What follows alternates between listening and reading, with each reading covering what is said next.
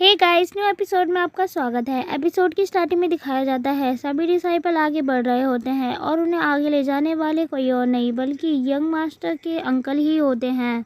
और वो सभी डिसाइपल को अपने साथ ले जाते हुए कहते हैं, तुम सभी एक बार इनर मार्शल हॉल के अंदर एंटर कर लेते हो तो तुम वहाँ पर जो मार्शल आर्ट सिखाने वाले सेंट हैं उनसे तुम मार्शल आर्ट सीख सकते हो। और इलाइट मार्शल हॉल वो हमारी फैमिली का कोर है जहाँ पर बहुत सारे पुराने थाउजेंड्स ऑफ स्क्रिप्चर्स रखे हुए हैं। इलाइट मार्शल हॉल से तुम्हें कोई भी एक स्क्रिप्चर को सिलेक्ट करना होगा जिसकी मदद से तुम कल्टीवेशन कर सकते हो। और दिखाया जाता है वो लोग इनर मार्शल पैलेस के पास पहुंच चुके होते हैं और वहां पहुंचते ही यंग मास्टर के अंकल और वो बाहर से ही आवाज़ लगाते हुए कहते हैं, पैट्रियार्च के कहने पर मैं यहाँ पर बहुत सारे डिसाइपल को लेकर आया हूँ जो कि क्वालिफाइड है। ये सारे इनर मार्शल पैलेस के अंदर जाना चाहते हैं क्योंकि इन्हें अंदर जाकर स्क्रिप्चर को सिलेक्ट करना है। तभी वहाँ का दरवाज़ा खुलता है और वहाँ से एक एल्डर बाहर आते हैं। वो कहते हैं 1 ईयर कितनी जल्दी बीत गया। और एल्डर कहते हैं, इस वक्त तुम्हारे पैट्रियार्च कैसे हैं। एल्डर की बात को सुनते ही यंग मास्टर के अंकल उन्हें बो करते हैं और वो कहते हैं, थैंक यू, आपने हमारे पैट्रियार्च के बारे में इतना सोचा, वो बिल्कुल ठीक हैं और वो अपना काम काफ़ी अच्छे तरीके से कर रहे हैं। एल्डर कहते हैं, चलो ये अच्छी बात है। और ये बोलते हुए वो यंग मास्टर को देख रहे होते हैं। यंग मास्टर उन्हें देखते हैं और वो अपने मन में कहते हैं, इनकी जो आइज़ है वो काफ़ी ज़्यादा इनक्रेडिबल है और ये मुझे ही घूरे जा रहे हैं। वो एल्डर यंग मास्टर को देखकर कहते हैं, लगता है तुम्हारा अच्छा समय चल रहा है। और वो वापस से पीछे मुड़ जाते हैं। अंदर जाते हुए कहते हैं, तुम लोग भी अंदर आ सकते हो और जो बाकी के रूल है वो तुम्हें लुओ टियान बा बता देगा। यंग मास्टर के अंकल उनकी बात को मान लेते हैं और यंग मास्टर के अंकल सभी डिसाइपल को अपने साथ अंदर ले जा रहे होते हैं। पहले वो फर्स्ट फ्लोर पर जाते हैं और वहाँ पर जाते हुए उसकी विशेषता बताते हुए कहते हैं सभी डिसाइपल से, ये मार्शल हॉल 6 कैटेगरी में डिवाइडेड है। अभी हम जिस फ्लोर पे खड़े हुए हैं ये फर्स्ट फ्लोर है और मैं यहाँ पर तुम लोगों को इसीलिए लेकर आया हूँ क्योंकि तुम लोग यहाँ पर रहकर अपने स्क्रिप्चर्स को चूज़ कर लो और तुम लोगों के पास ऐसा करने के लिए सिर्फ 2 घंटे हैं। और अगर फ्यूचर में तुम और भी ज़्यादा मार्शल आर्ट टेक्निक को सीखना चाहते हो तो उससे पहले तुम्हें खुद को प्रूव करके दिखाना होगा कि तुम उसे सीखने के लिए एलिजिबल हो भी या नहीं। मुझे लगता है अब तक तो तुम मेरी बात को समझ गए होंगे और जल्दी से अपनी मार्शल आर्ट स्क्रिप्चर्स को चूज़ करो। बस तुम्हारे पास 2 ही घंटे हैं। और एक बात और, कोई भी सेकंड फ्लोर पर एंटर नहीं करेगा क्योंकि वो जगह तुम लोगों के लिए नहीं है। अभी तुम लोगों की एंट्री सिर्फ फर्स्ट फ्लोर तक ही थी। उनकी बात को सुनते ही यंग मास्टर सीढ़ियों की तरफ देखने लग जाते हैं जो सेकंड फ्लोर को जा रही होती है और वो अपने मन में कहते हैं, इन सीढ़ियों के पास से मुझे एक स्ट्रॉन्ग ऑरा महसूस हो रहा है लेकिन मैं वहां जाकर चेक नहीं कर सकता क्योंकि एल्डर लुओ वहां पर पहरा दे रहे होंगे और अगर मैं जाता हूं वहां पर तो पता नहीं वो मेरे साथ क्या करेंगे।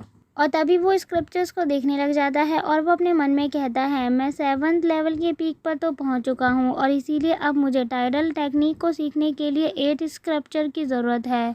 और वो स्क्रिप्चर बुक को खोलकर देख रहा होता है और वो अपने मन में कहता है, यहाँ पर तो टाइडल टेक्निक की सिर्फ 7 लेवल की ही स्क्रिप्चर्स रखी हुई है, लगता है 8 लेवल की स्क्रिप्चर वो सेकंड फ्लोर पर होगी क्योंकि वो एडवांस लेवल की स्क्रिप्चर है इसीलिए। लेकिन मैं अगर वहाँ जाता हूँ तो मेरी जान को बहुत ज़्यादा खतरा है और शायद से मैं मर भी सकता हूँ, इसीलिए मुझे वहाँ नहीं जाना चाहिए। और अगर मैं अपनी पावर का यूज़ करके वहाँ पर चला भी जाता हूँ तो भी मेरे साथ कुछ भी हो सकता है। चलो ये सब छोड़ो, मैं यहीं पर रहकर कोई दूसरी कल्टीवेशन टेक्निक वाली स्क्रिप्चर को ढूंढ लेता हूँ। मुझे फ्लोइंग लाइट या फिर स्वॉर्ड स्क्रप्चर से रिलेटेड स्क्रप्चर्स को ढूंढना चाहिए। और इतना कहते ही वो ढूंढ रहे होते हैं तभी अचानक से उन्हें इथेरियल फ्लोइंग रेन वाली स्क्रप्चर दिखाई देती है।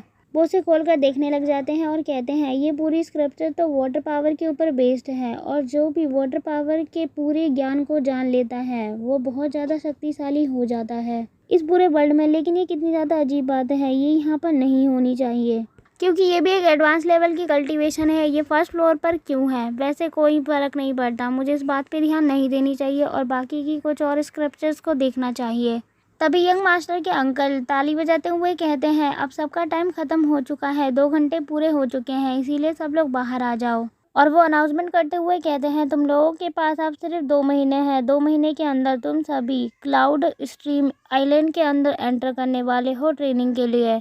लेकिन वहाँ पर जाने से पहले तुम लोगों को अच्छे से ट्रेनिंग करनी होगी और मार्शल आर्ट टेक्निक की प्रैक्टिस करनी होगी। और जब तुम लोग वहाँ पर जाओगे तो तुम्हें हमारी लुओ फैमिली के सम्मान के लिए फ़ाइट भी करनी पड़ेगी। सभी लोग उनकी बात को मान लेते हैं। वहीं यंग मास्टर अपने मन में कहते हैं, आखिर हम लोग वहां जाएंगे, वो भी फाइट के लिए। लुओ फैमिली के सम्मान की रक्षा के लिए हमें वहां जाकर फाइट करनी होगी। और यहीं से सीन शिफ्ट होता है, एक पवेलियन को दिखाया जाता है। वहां पर यंग मास्टर एंटर कर रहे होते हैं। यंग मास्टर का वेलकम काफ़ी ज़्यादा लोग कर रहे होते हैं। वहाँ पर उनकी आंट भी होती है और वो उनसे कहती है, यंग मास्टर ये पवेलियन आपको मिला है। यंग मास्टर काफ़ी ज़्यादा खुश हो जाते हैं और वो कहते हैं, ये अच्छी बात है। वहीं पीछे से यंग मास्टर को उनकी सिस्टर बिंग यून आवाज़ लगाते हुए कह रही होती है, कॉन्ग्रेचुलेशन यंग मास्टर। उसके पास उसकी सिस्टर आ जाती है। यंग मास्टर कहते हैं, thank you sister. Young master से उसकी सिस्टर कहती है, मैंने सुना ये पवेलियन तुम्हें मिल गया है, तुम्हारे लिए काफ़ी अच्छा गिफ्ट है।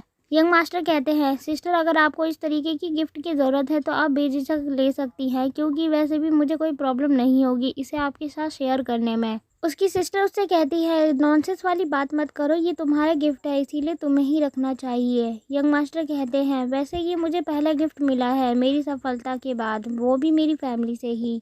तभी उसकी सिस्टर कहती है, अच्छा तुमने कौन सी टेक्निक चूज़ की है। यंग मास्टर कहते हैं, मैंने स्वॉर्ड टेक्निक को चुना है। उसकी सिस्टर कहती है, अच्छा ठीक है, तो फिर मैं तुम्हें एक स्वॉर्ड गिफ्ट करती हूँ।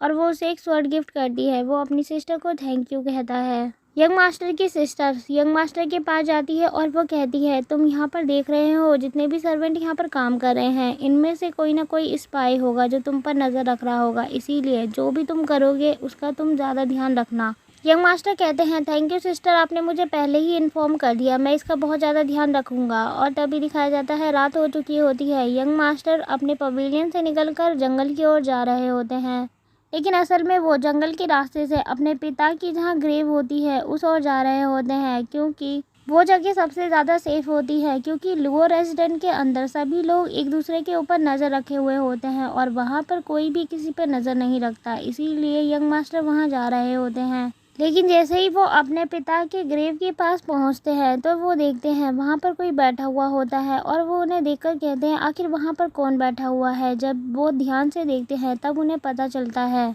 वो कोई और नहीं बल्कि लुओ फैमिली के पैट्रियार्च यानी यंग मास्टर के दादाजी हैं और वो वहाँ पर आए होते हैं। जब वो अपने दादाजी के पास आते हैं तो वो देखते हैं उनके दादाजी को पहले ही पता चल चुका होता है और वो कहते हैं, यंग मास्टर तो तुम यहाँ पर आ ही गए। मैं जानता हूँ तुम मुझसे बहुत ज़्यादा नफरत करते होंगे क्योंकि मैं तुम्हारा दादाजी हूँ और तुम्हारे दादाजी होने के नाते मैंने तुम्हारे लिए कोई भी अच्छा काम नहीं किया है।